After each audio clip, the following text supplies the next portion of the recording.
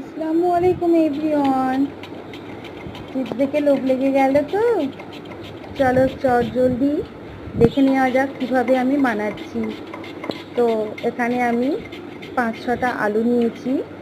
আলুগুলোকে সুন্দর করে ছিলে এইভাবে কেটে নিচ্ছি। পাতলা পাতলা করে আলুগুলোকে কাটতে হবে, খুব পাতলা। তো কেটে নেওয়ার পরে আলুগুলোকে সুন্দর করে ধুয়ে নিয়েছি। আলুগুলো ধুয়ে আমি শুকনোর মধ্যে ছাড়িয়ে নিয়েছি যাতে আলুর মধ্যে একটু জল না থাকে। তারপরে একটা কড়াই নিয়ে তেল গরম করে নিয়েছি। গরম করে নেওয়ার পরে এই যে আলুগুলো দিয়ে দিয়েছি। সুন্দর করে আলুগুলো আমি ভেজে নেব। খুব সুন্দর করে আলুগুলো আমি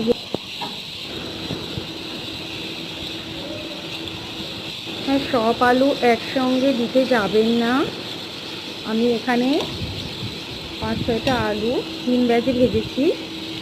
তো সব আলু একসঙ্গে দিলে খুব একটা ভালো হবে না, যেহেতু এখানে কড়াটা ছোট ছিল আর তেলও খুব বেশি নিইনি, পরিমাণ মতো নিয়েছিলাম। তো এই যে একবার ভেজে তুলে নেওয়া হয়েছে, আর একবার আমি ভেজে নিচ্ছি।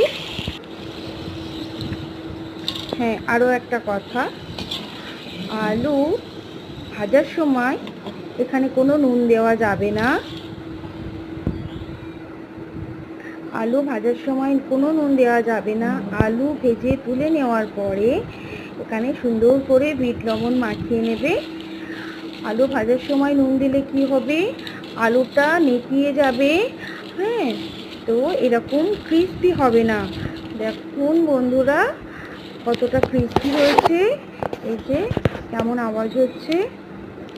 তো এই ক্রিস্পি ভাবটা আর থাকবে না নুন দিলে। তো এইভাবে আমার মতো একবার করে বানিয়ে খেয়ে দেখুন কেমন টেস্ট। অসাধারণ। দোকান থেকে আর তোমরা চিপস কিনে খাবে না। Thank you.